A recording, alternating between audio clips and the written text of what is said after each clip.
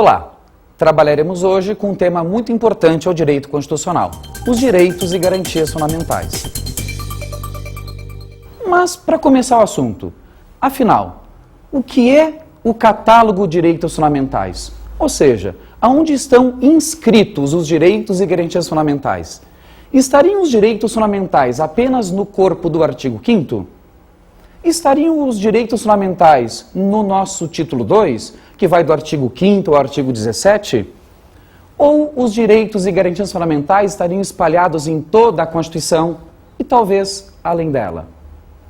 A resposta começa lá em 69, quando direitos e garantias fundamentais eram inseridos lá no final da nossa Constituição. Em 88, esta tradição de colocar direitos fundamentais no corpo final da Constituição é alterada. Rompe-se uma tradição, portanto, e se passa a colocar direitos e garantias fundamentais no artigo 5º, logo após os princípios fundamentais do 1 ao 4. Mas, aparentemente, a pergunta não foi respondida. Mas, afinal, mesmo que se transponha do fim para o início, direitos fundamentais estão de forma exaustiva, taxativa, num único artigo ou num único título? A resposta é não. Por que direitos fundamentais não conseguem estar lançados tão somente num artigo ou no título 2, que vai do 5º ao 17, como vimos até há pouco? As razões são múltiplas. Ficaremos com 3 motivos fundamentais para justificar por que o catálogo de direitos é um catálogo sempre aberto. Direitos fundamentais são um conceito materialmente aberto. Qual a importância da expressão? Mostrar que não se trata de matéria exaustiva, apenas de cunho exemplificativo. Por quê? A primeira razão é a questão da historicidade, característica fundamental dos direitos e garantias fundamentais. O artigo 5º caput elenca que são direitos fundamentais, dentre outros, o direito à vida, à liberdade, à igualdade, à segurança e à propriedade. Basta a afirmação: seria possível elencar, descrever tudo sobre vida? Seria possível descrever tudo sobre liberdade, igualdade, segurança e propriedade? Mais do que isso, direitos fundamentais são históricos, como dissemos, característica da historicidade. O que isso significa? Nada mais do que evolutividade. Direitos fundamentais evoluem, tentando alcançar juntamente com a sociedade. Leia-se, nós temos que tentar sempre, com os direitos fundamentais, reproduzir quanto necessário da vontade da sociedade. Vamos dar um exemplo? Em 88, nós garantimos lá no artigo 5º, inciso 12, o sigilo das comunicações da correspondência, telefônicas, de dados e todas as demais. Mas dentre tantas formas de comunicação asseguradas por invioláveis lá em 88, estão os dados. Dados caracteriza informática e telemática. 88 asseguramos o sigilo das comunicações por dados, matéria que só foi regulada em 1996, e a lei regulamentadora já traz a ideia de quebra de sigilo de informática e telemática.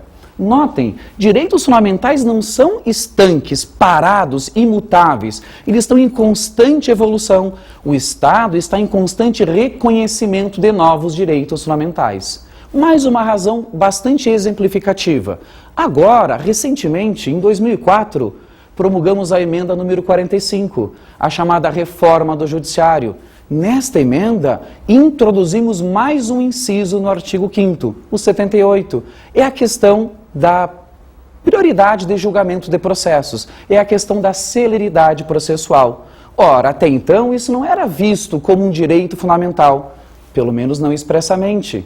Hoje, o direito à celeridade processual, a um processo razoavelmente rápido, está esculpido como sendo um dos direitos fundamentais. Então, grave sempre, é importante. Direitos fundamentais são evolutivos, eles têm a característica da historicidade. É isso que determina um conceito materialmente aberto, não exaustivo, não taxativo, aberto, exemplificativo. Mas temos mais razões. Por sinal, já lançada no início da aula. Bastante simples. É uma questão puramente formal. Os direitos fundamentais não foram escritos num único artigo. Falamos sobre isso. Está no título 2, toda a elencação dos direitos fundamentais. O artigo 5º é o primeiro artigo do título 2, que vai até o artigo 17. Então, nós temos todos os direitos sociais dos trabalhadores, do 6º e 7º, direitos fundamentais. Nós temos todo o direito de nacionalidade, direitos fundamentais. E temos os direitos políticos, até o artigo 17, que dispõe sobre a criação e organização de partidos políticos.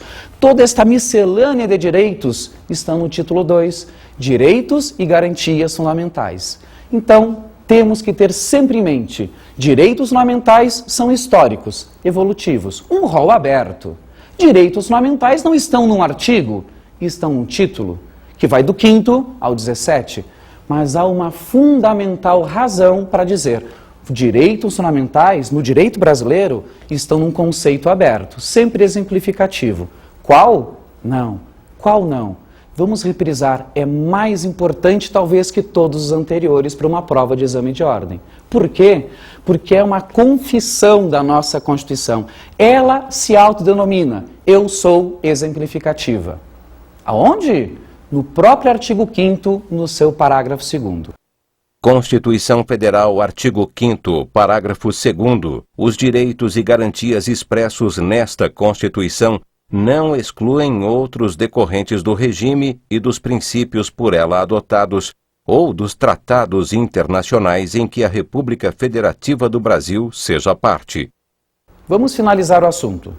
Pelo artigo 5º, parágrafo 2º, recém-visto, note-se que o artigo 5º expressamente disse: os direitos e garantias fundamentais previstos nesta Constituição, não está determinando que estão num artigo ou num título. Os direitos estão nesta toda Constituição. Mais do que isso, eles não estão apenas nesta Constituição. Esse parágrafo, o 2º, ele determina que existem outros direitos fundamentais, implícitos e decorrentes dos tratados internacionais que o Brasil faça parte. Supremo Tribunal Federal, informativo 196, Carta Rogatória 8.279, Relator Ministro Celso de Mello, 10 de agosto de 2000. Alínea A. Aprovação pelo Congresso Nacional, mediante decreto legislativo de tais convenções. Alínea B.